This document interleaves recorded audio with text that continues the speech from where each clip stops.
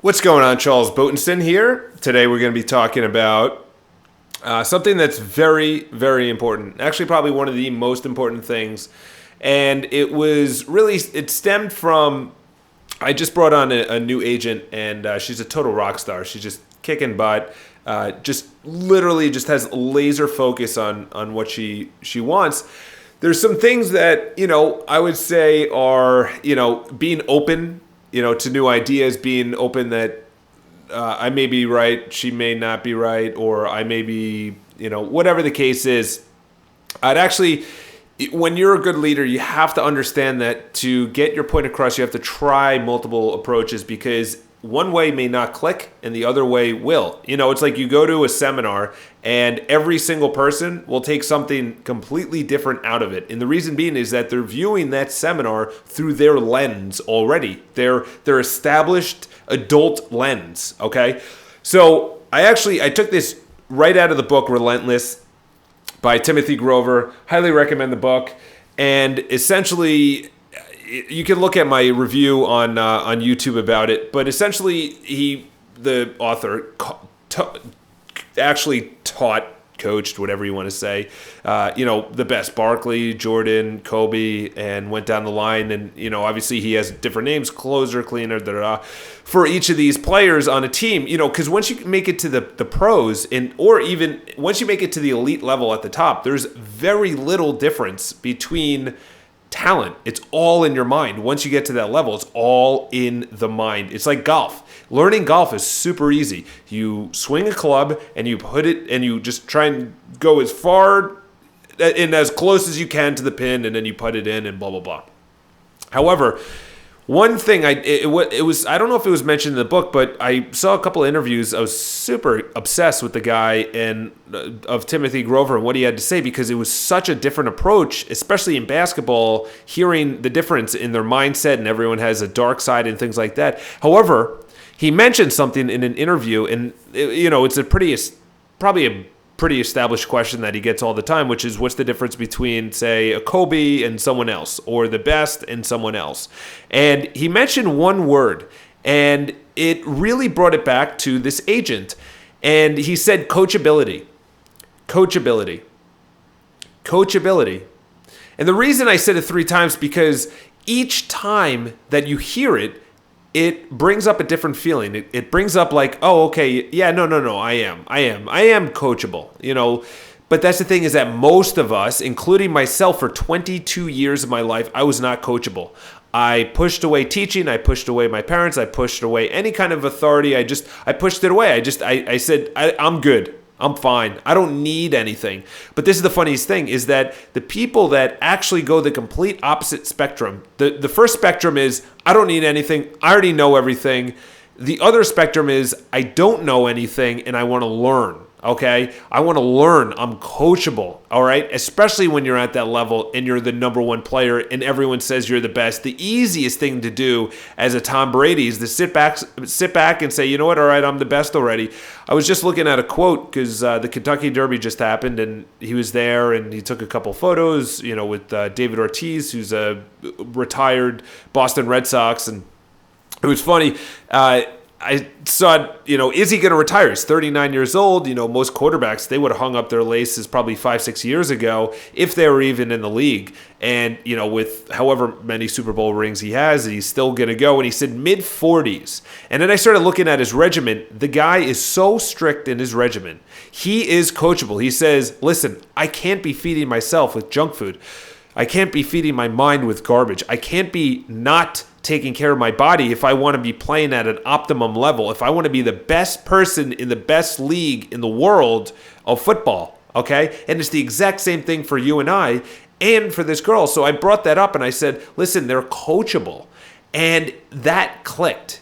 And it wasn't that you don't have to be right and I don't have to be right and you can be wrong and blah, blah, blah. Just be coachable. Just be open. Ask why. People that are the most curious are the ones that why? Why does this happen? Think of even the scientists of the world. They keep on asking why. Why is the Earth rotating this way? And, is everything energy or is everything matter? It's massive questions that we keep on. Tony Robbins talks about it. He says the quality of the questions that you ask yourself equal the quality of your life.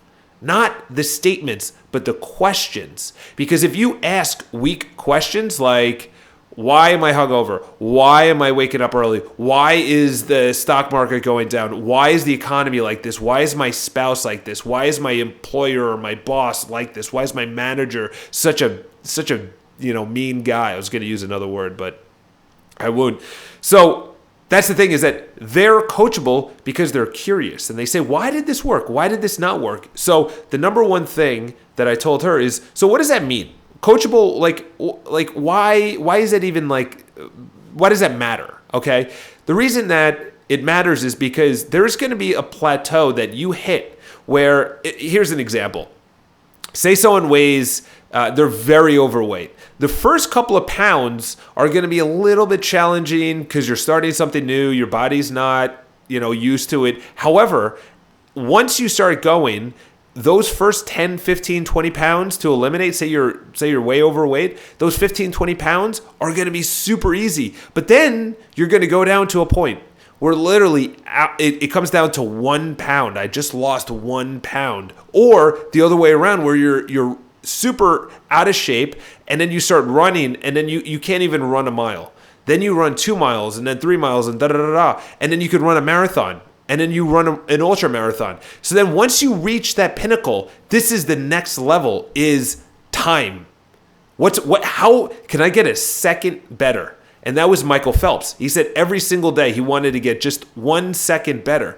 And then he reached that point where he kept on getting a second better, and then he started reaching the exact same time. And then he said a millisecond, just a millisecond, just a millisecond better, because you're going to reach a point where there's not much improvement.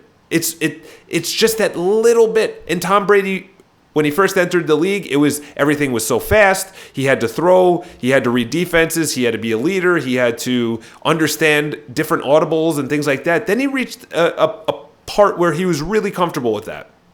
Then he needed to play on a big stage or behind in the game or in the playoffs or on the road or in front of a vicious crowd, or there's a really hard defense or something like that. Then he got over that. Now he's literally saying, my mental state is amazing. I need to work on my physical state. And his physical state is essentially saying the right food, the right training all day long, consistent and persistent, because he's coachable. All right. That is it. I can tell you right now, once I became coachable, that was only 9 years ago. 9 years from now, I'll be 40. Okay? If I am on the same trajectory as I was from 22 to 31, holy cow, it's going to be a wild, wild ride. Because I looked at my life at 22, I was a total disaster. I was eating like crap. I didn't have any good friends. Well, I had good friends, but they weren't the people that I was going to go places with. Started getting new friends. My dressing was terrible. I was overweight. My mentality, my skin, my hair, everything. I wasn't reading. I was an idiot. I had no future and things like that. And then I started honing in. And this is the thing. I'm at the point that when I see a 1 hour YouTube clip, if I get one thing, it was worth it. Just one little thing. One little thing. That's where I'm at right now. But in the beginning, everything was completely new. I would hear neuroplasticity, and I would just dive directly into that subject and say, what is this? What fires together, wires together. What you do consistently becomes a habit.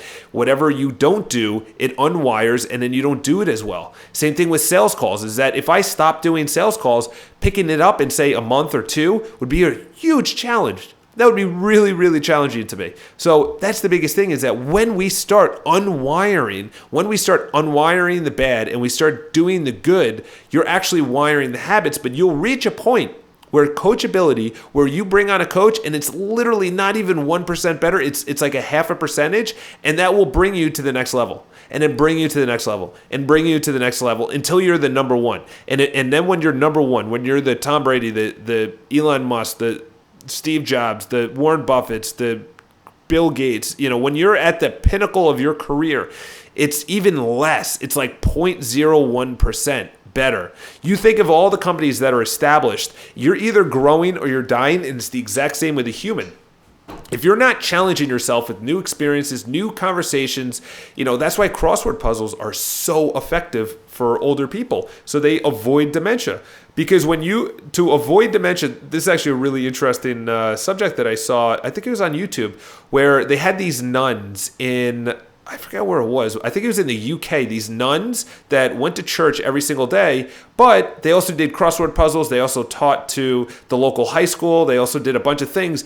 And when they died, they donated the brain to science. And this is really, really interesting, is that every single one of the nuns had dementia. In other words, when they pulled the brain out, they noticed all this gray matter in their brain. However, they didn't show signs of it when they were alive. They didn't even show signs of it when they were alive. But when they died and they donated their brain to science, they said they should have shown signs of memory loss and of slowing down, of not understanding critical thinking and things like that. Yet they never did that. That's insane. That is the power of the mind when you use it correctly. And they have that, I think, somewhere in, is it Italy, where they're on the Mediterranean diet, and every single day they don't even have retirement. They don't have retirement. There is no 65. And people just, in general, live to around 90 in this one community. I forget where it was. But they don't have retirement, so they're always they're tilling the land, or they're making food, or they're doing some physical labor, and they don't have retirement. There is no such thing as retirement. You just work until you die. But the thing is, two things. One is that they're happy because they're productive. There's a meaning to their life. There's a meaning to what they're doing. And that's what happens, is that most people, when they retire, they just lose that meaning. They lose why they're there. They're like, I used to be the CEO, or I used to be the visionary, or perfect example is Phil Knight. Phil Knight, I read his books, and I started looking him up, and I started doing a little bit of research. And since he's retired, he's really slowed down. He's really slowed down because when he was at Nike and he was running Nike, obviously it's a big Fortune 500 company and whatnot, but you have to do something post-retirement, whether it's philanthropy, or if it's teaching, or if it's giving back, or if it's speeches, or if it's something. You have to do something to keep your mind and your body in everything in alignment, in harmony, so you can continuously be doing better. What does that have to do with coaching and being coachable? They know that if you didn't know that, you wouldn't do it. In other words, if you didn't know that meditating and whatever the nuns were doing, or praying and not knowing about dementia and whatnot, they did that because they knew that if they stopped, they would not be as sharp. My dad does crossword puzzles. And listen, the guy, he's hitting the older age and whatnot, but it's one of those things that if he stops, I know that he's going to go downhill a lot faster because he's not wiring his brains for new experiences. He's not wiring his brains for using it. Okay? So going back to coachability, I know that I just went on a complete tangent. I hope that helped out a little bit. But going back to coachability is that what I told my agent is that I said, listen, you don't always have to be right, which is fine. And if you think you're right and everything, just be open. Just be open to new questions. Just be open to critical thinking. She hates when I use that word, or she loves it. I have no idea. But critical thinking essentially is being coachable, which says, why did the sales call not go right? Why did the sales call go right? You have to go both ways, okay?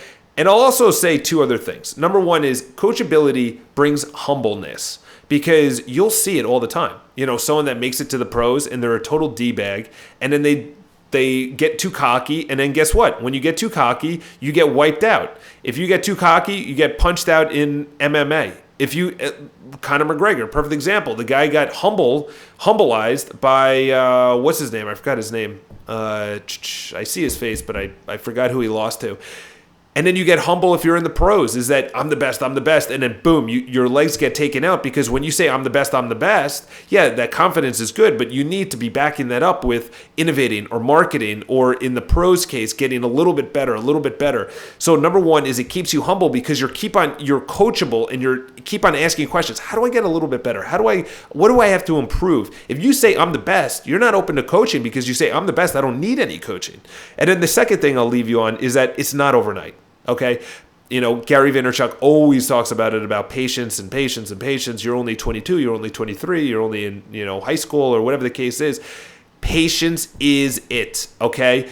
If there's two things that I could say is, number one is day to day, I am super fast. In other words, I'm very, very fast. The micro is day to day. The macro is your entire vision, okay? I can go an entire podcast about vision. But you have to go very, very fast and be very, very efficient every single day, but always be looking into the future. Always look at the macro. Always be coachable day to day. But when you're looking at the vision, the 5-10 year map plan that you want to do, you have to know that it's not going to be overnight. You have to know if you put in the process, if you're open to new ideas, new technologies, new services, new ways of thinking, because it's always going to be happening. There's always going to be a disruption.